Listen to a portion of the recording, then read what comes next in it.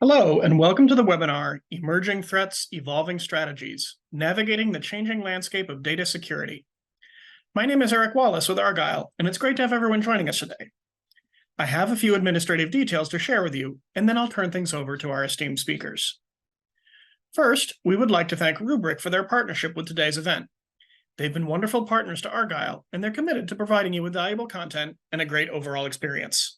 Thank you again to Rubrik. We appreciate you joining us today. We also welcome you to stay socially connected during today's event. For those of you who are active on social media, please use the hashtag #ArgyleDigital and follow us at Argyle Exec Forum. Also be sure to follow Argyle on LinkedIn for special announcements. I also wanted to take a moment to touch on our content neutrality policy, which we've curated based on the feedback we've received over the years from our members.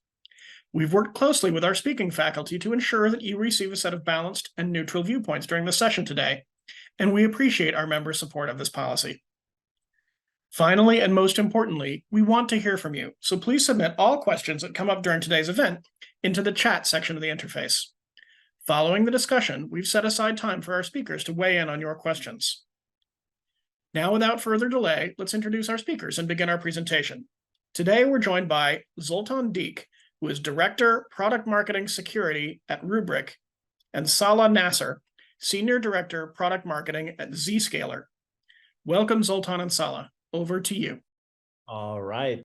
We'll jump right in here. And before we do, Salah, how are you today? Thanks for joining. I'm doing well. How are you? I'm doing well, too. Looking excited about today's topic. It's a fun topic. Yeah, exactly. So for our folks at home, right, this webinar will be discussing some of the emerging threats we see impacting the landscape of data security, really informed by some research, really cool research from Rubrik Zero Labs and Zscaler Threat Labs. So we'll take a look at that and what the research tells us about how adversaries are going after your data. And we'll cover some best practices when it comes to protecting and securing that data. And at the end, we'll cover double extortion ransomware and how the integration between Rubrik and Zscaler helps combat that. So, all right, let's jump right in. Just to start off with why we're here, right? Every company out there at its heart is a data company.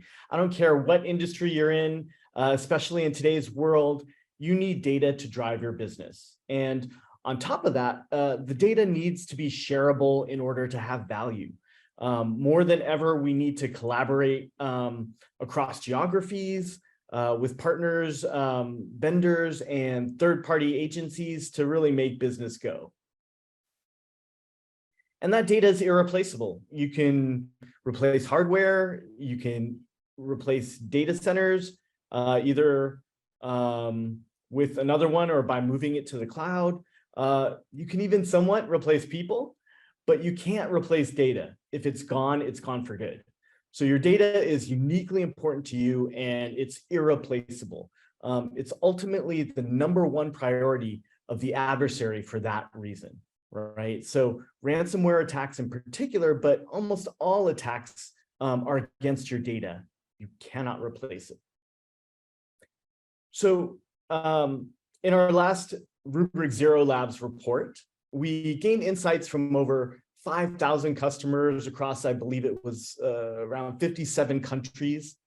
And no surprise, they told us their data is growing incredibly fast. Data within organizations that is stored and protected is growing at about 25% a year, and it's everywhere. It's growing the fastest in the cloud and in SaaS applications, but still also growing on premises. I know just about every customer I talk to these days has a hybrid environment with workloads in multiple clouds, and of course, taking advantage of SaaS applications. But attackers know all this, and they're setting their sights where your data is. We can see that in 2022, attackers were using each of these channels to go after individual organizations with their efforts more concentrated on the cloud. Salah, what are you seeing at Zscaler? Yeah, just to double down on what you guys are seeing, clearly we see the same thing, right? Most of our customers, if you think about the world that they're living in today, they're all migrating to the cloud, right? There's not a single customer out there. There's not a single company out there, regardless of what type of market they're in, everywhere from finance to healthcare to retail, manufacturing, etc., that is not adopting public cloud, right? And we see this, even on this call, right? We're using Zoom. We all use cloud-based email. We all use cloud-based application messaging to communicate. We use applications such as Salesforce, Slack, etc., to create, share documents, information, etc. So to your point, that data, and I wasn't surprised to see what was it, 500% growth or so in SaaS applications. Now, another point that you made that's very interesting is that data truly does equal money, and bad actors are not going after organizations just for the thrill of going after organizations from a threat perspective, right? They're putting in a lot of resources, people as well as money resources, to target organizations so they can extort money. And the number one thing that we're seeing specifically in ransomware is that double extortion is really what's on the rise, right? If we back up a few years, ransomware was skyrocketing because organizations wanted to get the equipment back, access to the equipment back that had that sensitive data. And many of them opted in to just say, I have insurance, I have other resources to be able to access my data. I'm not going to pay the ransomware extortion. And therefore, the increase in double extortion, almost 40% year over year, absolutely dramatic. And again, that just brings focus back to, look, you need security everywhere, you need platform everywhere, but data at the end of the day is the target of bad actors. Absolutely. And it's really interesting, right? When we're talking about ransomware, it's not just about the ransom, as you mentioned, right? A whopping 72% of the organizations we spoke to that were hit by a successful ransomware attempt ended up paying that ransom. And they paid pretty evenly to both prevent data leaks as well as to unlock encrypted data. So when you talk double extortion, right, they're asking for a ransom to unlock your data, but we're seeing a pretty equal amount of customers or organizations out there that are paying once they get extorted because the adversary has stolen that data. And I think one of the key takeaways for me here is only 16% of the companies that paid a ransom were able to recover all of their data. So you're paying that ransom, but it's a shockingly low number that shows that bad guys are very effective at locking up and stealing your data, but not so good at making sure you get it all back, even when you pay up. Yep, that's right. And the reality, it's still a breach, right? You still lost your data. Whether you got access back to it doesn't necessarily mean the rest of the world doesn't also have access to that data. Absolutely. And I personally was also very surprised at the economic impact beyond the hit to your loss of data and business that may result from a ransomware attack, right? So, what shocked me was the amount of the regulatory impact. We know organizations have lots of sensitive data and can incur tremendous fines and penalties if that data is not secured. And if you think about it, one spreadsheet file alone can contain hundreds of sensitive data records. And if you do the math, a typical organization contains enough sensitive data to max out any and all financial penalties resulting from regulations. So huge stipulations there. Absolutely. And I've talked to so many customers, CIOs, CISOs on this topic. One of the biggest roadblocks organizations have in cloud adoption in general and cloud security is, hey, as I allow my employees, regardless of where they are, regardless of where they're working, to connect directly to cloud, can I maintain can I maintain government regulations? Can I maintain compliance, etc.? And you combine that with this fact that, look, penalties are huge. The ability for me to secure sensitive data is becoming not necessarily more difficult, but more of a focus for organizations as they go to the cloud. And I think this is a fantastic segue, Zoltan, to jump into some of the use cases that organizations should think about as they migrate to the cloud and as they look at securing their data. Absolutely. So I think we all understand, right? Data is growing rapidly. It's the crown jewel in your organization that bad guys are trying to steal. They're using many different techniques to get at it, and ransomware is a significant and often successful tool.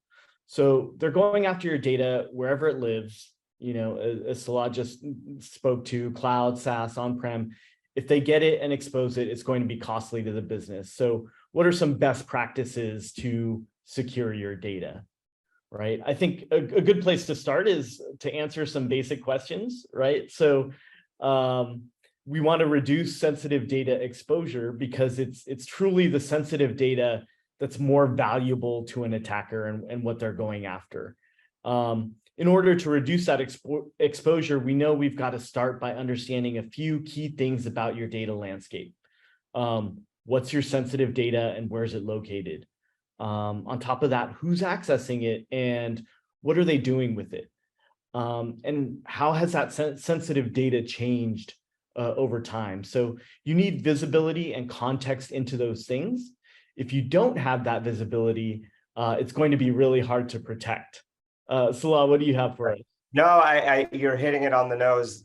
Look, at the end of the day, you need to be able to understand what you are securing. And as an organization thinking about this tactically as a CISO, where do I begin? Well, you begin with understanding where your sensitive data resides. And then you start moving into, hey, as I understand what sensitive data I have as an organization, I start to look at where does that data reside, and I control access to the data. I secure the applications my data lives on, right? And then I slowly expand and secure the data and the entire platform, my SaaS platform. And this is a really interesting area. And if you don't mind, I'll go through some of these different use cases that are really just foundational to securing your organization, right? I mean, it all starts with your endpoint, your data that is in motion. It's being created, it's being moved around, whether that device is a corporate device or that device is a BYO device. And that BYO device could be employees, it could be partners, it could be contractors, etc. But look, at the end of the day, Zoltan, you said it best. Data is being created to be shared, and it is everywhere. So you have to have a flexible platform that can work with any type of a device. And of course, it all has to do with identity access as well, right? One aspect that is almost always missed, and it's such it's an interesting conversation to have with security professionals looking at deploying security platforms is, hey, have you thought about the integrations applications have with each other, and what level of privilege these applications have, and how do you begin to secure access to these different applications as their threat level rises? So as an example of this, Zoltan, I personally have Slack. I love Slack. I use Slack every day. I try not to jump between different messaging applications. But so what I do is I end up doing tons of integrations so I can get my work done on Slack. So I integrate Slack with a few different applications, some work applications such as my Google Calendar, Asana, things to that effect, and some personal applications just so I can manage my personal life as well. And this actually has created a backhole for many organizations that have employees such as myself who are look, SaaS platforms these days are made for these type of integrations, right? They're made to cross-pollinate between each other and to increase our productivity. But this creates a big blind spot to organizations to understand, hey, you not only have to worry these days about ensuring Salah is using a device, is secure, he is who he says he is using a device that's secure, that's not packed with malware as I connect to these SaaS platforms that have sensitive data, right? So you have all this posture control set aside for Salah, the application, the device. Well, what about the third-party applications that have integrations into your organization? So, you know, where I will leave this conversation, Zoltan, is you have to start looking at your new environment from a platform perspective. And you can easily fall into kind of chasing the use case and looking at, hey, this is the next vendor I need to solve this patch in my organization versus looking at, hey, I have a SaaS platform, right?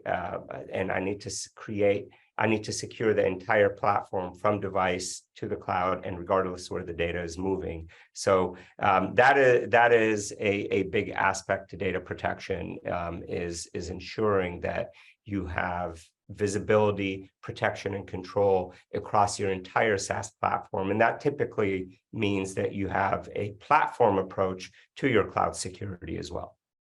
Makes perfect sense. And I'll just build off something you mentioned, which is the word identity, right? So I think when it comes to the cloud in particular, identity is more and more taking center stage, right? You spoke about things like protecting against misconfiguration of apps and also oversharing or over-authorization of access to sensitive data, right? So I just want to emphasize how important this is. So let's think of the example of a single user who has access to a few documents that maybe they shouldn't or don't need access to. And those documents may contain multiple sensitive records. If that user's credentials are compromised, those records are exposed and vulnerable. Right. But it's fairly contained, right? It's one person. It's also probably rather difficult for an adversary to find this user and compromise their credentials. Now imagine hundreds of or thousands of employees across a large organization having over-authorized or over-privileged access to sensitive data, right? Now, all of a sudden, it's really easy for an adversary to find and compromise a user, and there's way more access to sensitive data across all those users. This equates to much increased risk, right? So another best practice we often talk about is really controlling access to users and applications. So if a user does not need access to a particular set of data, being able to control that access. So the more you can understand and control a user's access to sensitive data, the more you can reduce and manage risk. 100%. I absolutely. And that is truly foundational for you as an organization looking to deploy a zero trust model, right? The ability to control or to have these controls in for the user, the applications, and the data is absolutely, for those of you who are already in that zero trust model or on your way to that zero trust model, that is foundational. You know, the other aspect of this is taking advantage of some advanced technology out there these days. Look, one area that organizations need to look at is not only what is my sensitive data, but how is my sensitive data being utilized? How is it being accessed? How is it being shared? So the ability to understand who your users are, what applications they're touching, what sensitive data is being utilized and moved around. Is it moving to trusted applications? Is it moving to untrusted applications, right? Are there risky applications accessing my data? And look, this is where the power of platforms come in to have that centralized view with a heavy AI ML backend with deep business intelligence user behavior that is looking at this is one aspect of it. And that really helps you not have to become a data security expert as an organization to get this done, right? Heavily rely on AI ML to do that for you, to do that automated classification, to give you that visibility of where your users are connecting from, what they're connecting to, where that data is moving around. That is one area, right? Look at your data as it is being utilized, being created in motion. Being able to secure it in motion. And again, this is from device to SaaS application, between SaaS application, having those tenant restrictions, having access specific controls. And also, Zoltan, more and more, our connections to SaaS applications happen through web browsers, and more of these communications are encrypted, right? So gone are the days where I could say, hey, I'm connecting direct to cloud without going through an encrypted tunnel. But as an organization that is worried about imagine a hospital and their employees are distributed and people are accessing and sharing health information, right? Or they're sharing PCI information, or they're sharing intellectual property, right? Many of you on this call right now are probably shaking their heads vigorously like, yeah, we have intellectual property that goes to the cloud.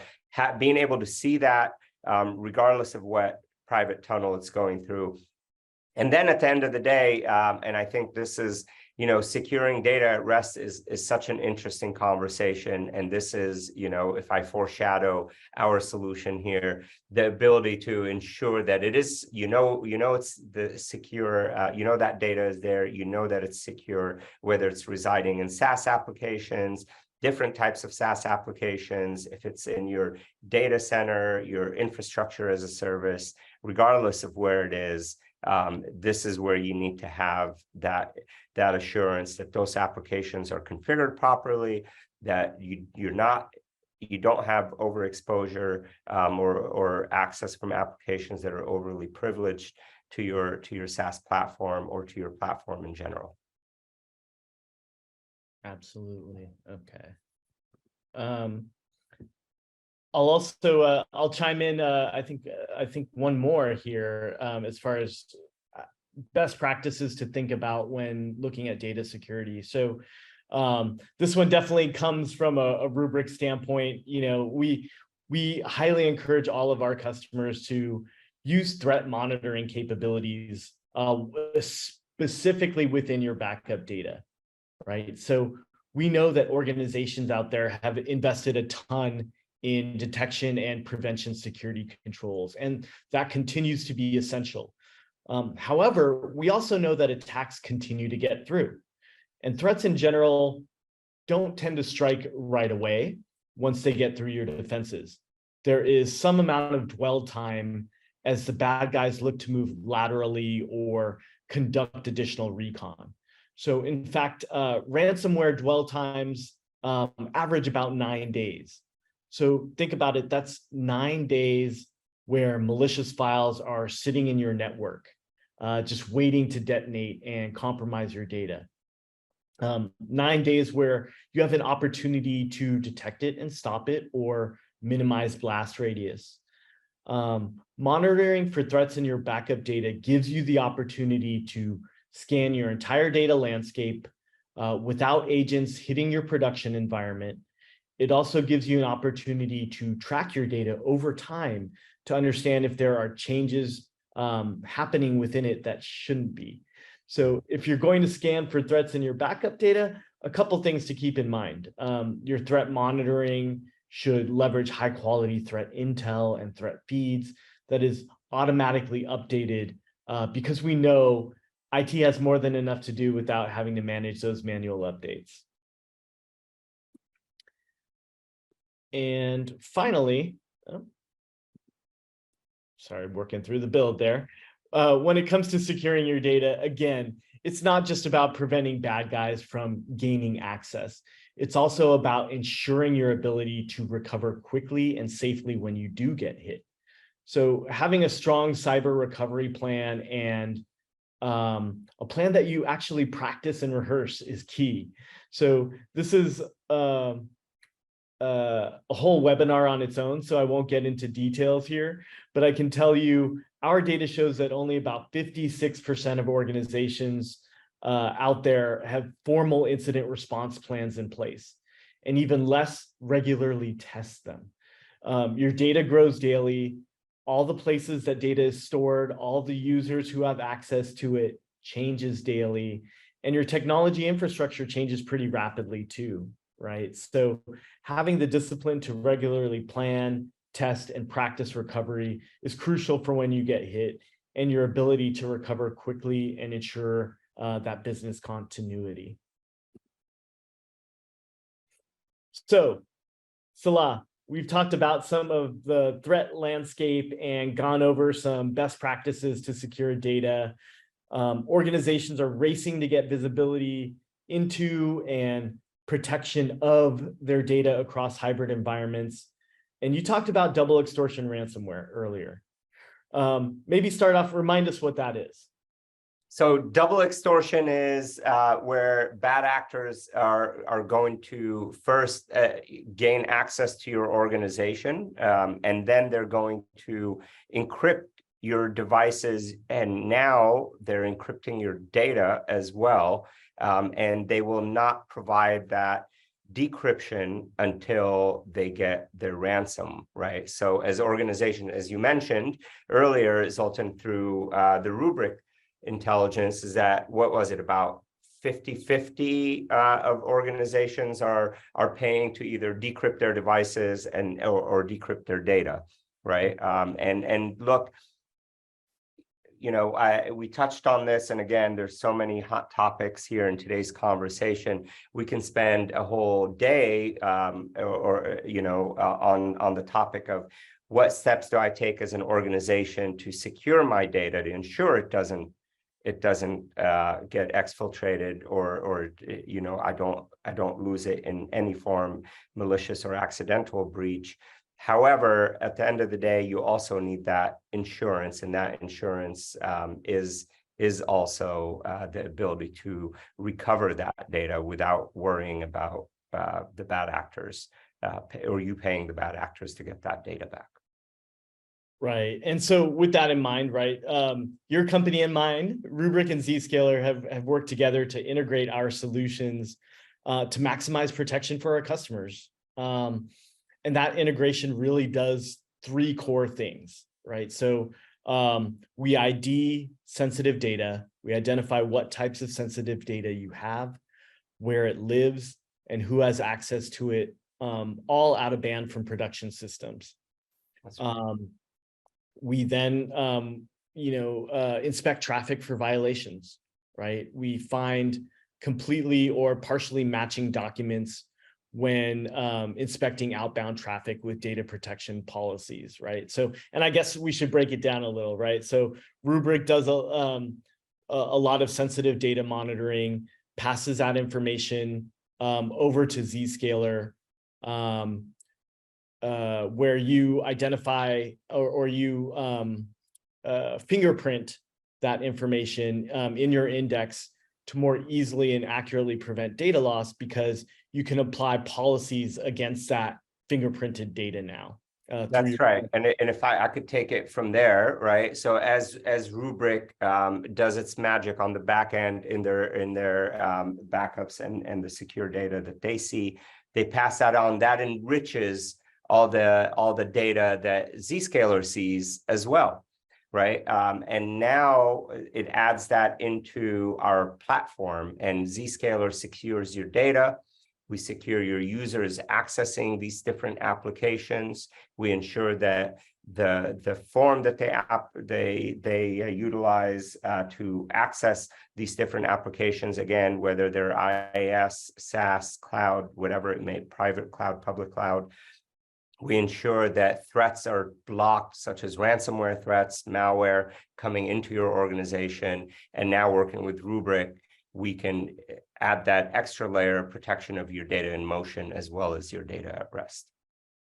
And, I think one of the coolest things about this integration, Salah, is you simply turn it on, right? So if you're a customer of Zscaler's DLP solution, if you're a customer of Rubrik on Enterprise Edition, you just turn it on. There's no need for additional integration work or additional deployment. Again, you simply sort of, set up your settings and you're good to go. That's right. And I think that's incredibly important to talk about, because that's how platforms should work, folks, right? You should be able to simply bring in two organizations that both do something for you, and then have a 1 + 1 = 3. And that's exactly what's happening here. So we're showing you all these different steps, and we talked about, hey, Rubrik fingerprints specific data. They add it to, they communicate it to Zscaler. Zscaler looks at these fingerprints. We search, we apply policy to where that data, we see that data in your SaaS environment. That just happens automatically. You don't have to take the extra steps to create the policies, to find that data, to understand what kind of sensitive data that is. Is it PCI data? Is it HIPAA data? Is it intellectual, right? That's what we're doing on the back end. And we're just applying that security for you. And matter of fact, I think, it would behoove us to let our customers know that are on these calls that they should take a minute and find our demos and look at how cool and easy that is to get done. Absolutely. All right. And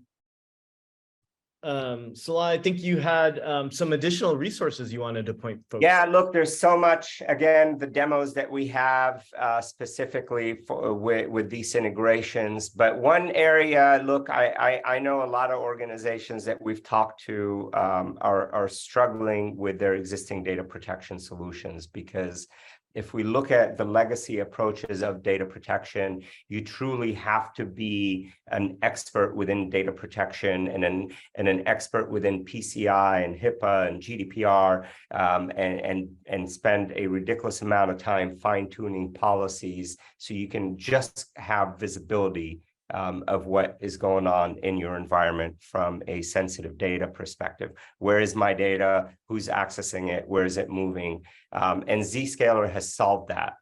We've solved that with AI/ML. We've solved that with really easy to turn on data protection solutions. And then we let our customers speak for us. We hired IDC, and they went out and they interviewed a lot of our customers and came out with this study that shows, for our existing customers who have turned on data protection, left legacy data protection solutions, and switched to Zscaler data protection, what kind of savings that they've had in their organization. So I'd highly recommend. This is a fantastic read for you, just to kind of get a quick view of the value of using a platform approach for your data protection solution.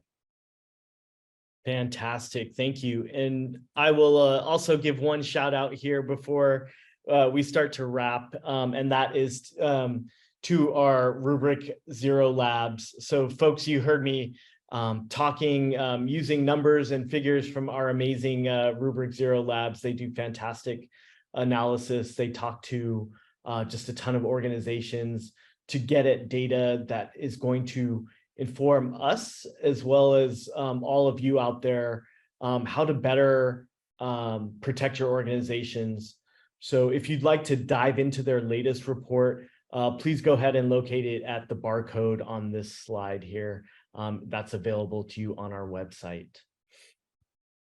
And with that, thank you so much all for joining us today. We hope you found this valuable. Thank you for your time. Have a great rest of your day. Salah, thank you for joining up with me and running through this webinar. Thank you, Zoltan. Thank you for having Zscaler and myself on this call. That was very informative. All right, thanks, folks. Thank you. Thank you, Zoltan and Salah, for that insightful session. This concludes today's webinar, and I'd like to thank everyone for joining us today for this fantastic virtual event. And thank you again to our partner, Rubrik, and enjoy the rest of your day.